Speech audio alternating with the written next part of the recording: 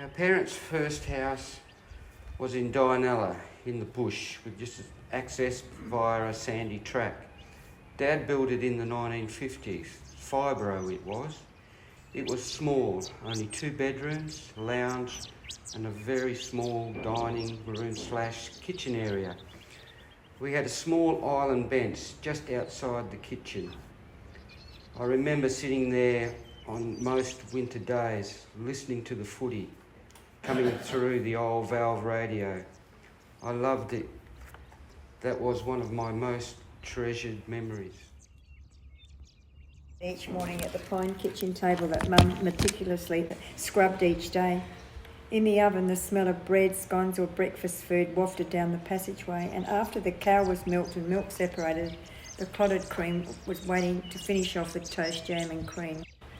After school, being dropped off by the bus, we headed straight for the kitchen for food. Mum had a board with my spelling words written that I needed to practice. It was a slate. It wasn't a board, it was a little slate up on the wall. I loved school and writing at that age. I still love writing. That's where I got to. My probably first and also best memories of the kitchen would be with Mum and Dad on a Sunday.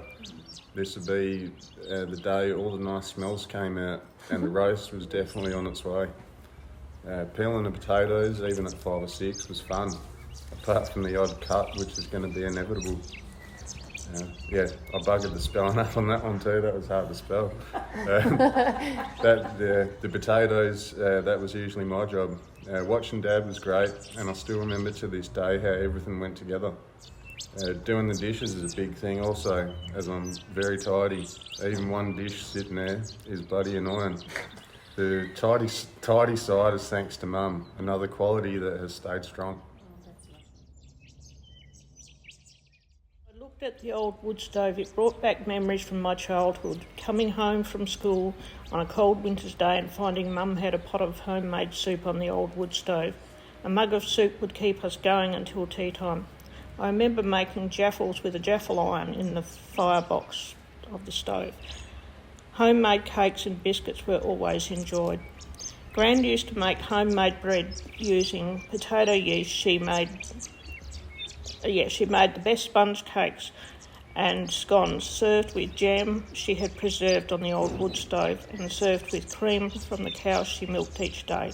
She also made her own butter from the cream she separated from the milk.